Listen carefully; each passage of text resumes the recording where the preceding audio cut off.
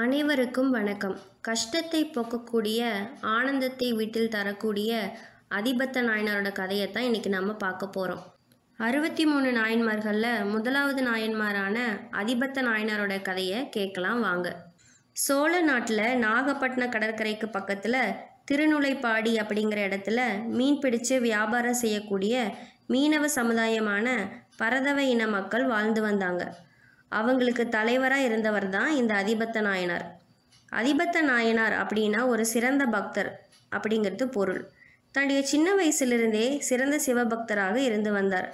ஒவ்வொரு நாளும் கடலுக்கு மீன் பிடிக்க போகும்போதும் தன்னுடைய வலையில் சிக்கக்கூடிய முதல் மீனை எடுத்து இந்த மீன் இறைவனாகிய சிவபெருமானுக்கு உரியதுன்னு சொல்லி கடலில் விடுறத வழக்கமாக வச்சுருந்தார். அதிபத்த நாயனாரோடைய இந்த உயர்ந்த பக்தியை உலகிற்கு உணர்த்த சிவபெருமான் தன்னுடைய திருவிளையாடலை அதிபத்த நாயனாரிடம் நடத்த ஆரம்பித்தார். அதிபத்த நாயனார் தினமும் கடலுக்கு மீன் பிடிக்க போகும்போது மீன்கள் சிக்குவது குறைந்து கொண்டே வந்துச்சு. இதனால் அதிபத்த நாயனாரோட குடும்பத்தில் வறுமை ஏற்பட்டது. ஆனாலும் அதிபத்த நாயனார் தன்னுடைய வலையில் சிக்கிற முதல் மீனை சிவபெருமானுக்கு கொடுக்கறத நிறுத்தவே இல்லை.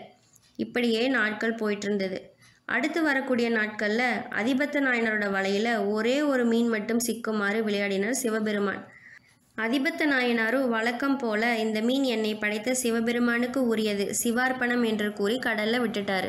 காலப்போக்கில் அதிபத்த நாயனாருடைய குடும்பமே கடுமையான வறுமையில் வாடிச்சு. அதிபத்த நாயனாருடைய உடலும் நாளுக்கு நாள் தளர்ந்துட்டே வந்துச்சு. இதை பார்த்து மிகுந்த கவலையுடன் அதிபத்த நாயனாருடைய மனைவி கணவன் கிட்ட, நம் பசியை தீர்க்க வீட்டில் எந்த பொருளுமே இல்லை, நம்ம குழந்தைகள் எல்லோரும் பசியோட பலவீனமாக இருக்காங்க, நீங்கள் பொருள் ஏதாவது சம்பாதிச்சு கொண்டு வாங்கன்னு சொல்கிறாங்க. அதிபத்த நாயனாரும் தன்னுடைய மனைவி சொல்வதை கேட்டு தன்னோட குழந்தைகளுக்காக கடலுக்கு மீன் பிடிக்க போகிறாரு.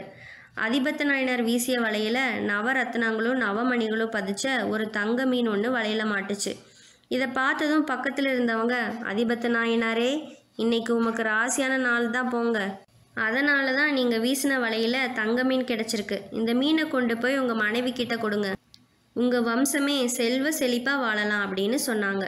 தங்க மீனை கண்டதும் அதிபத்த நாயனரோட மனசில் எந்த சலனமும் இல்லாமல் வழக்கம் போல் வலையில் சிக்கின முதல் மீனை இறைவனுக்கு கொடுக்கறது போலவே இந்த தங்க மீனையும் சிவனுக்கு உரியதுன்னு சொல்லி கடலில் விட்டுட்டார். அதிபத்த நாயனாருடைய இந்த செயலை பார்த்து பக்கத்தில் இருந்தவங்க எல்லாரும் திகைச்சு போனாங்க.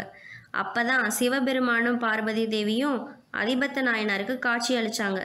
அது மட்டும் இல்லாமல் அவங்க கையில் இருக்கக்கூடிய ஒரு பேரின்ப வரத்தையும் அதிபத்த நாயனாருக்கு கொடுத்தாங்க. இன்றைக்கும் ஆவணி மாதம் ஆயில் நட்சத்திரத்தன்னைக்கு தங்க மீனை சிவபெருமானுக்கு கொடுக்குற திருவிழா நாகப்பட்டினத்தில் உள்ள காயரோகண சுவாமி கோவிலில் நடைபெறுது. சிவபெருமானோட அருள் கிடைக்க பணமோ பொருளோ கல்வியோ தேவையில்லை.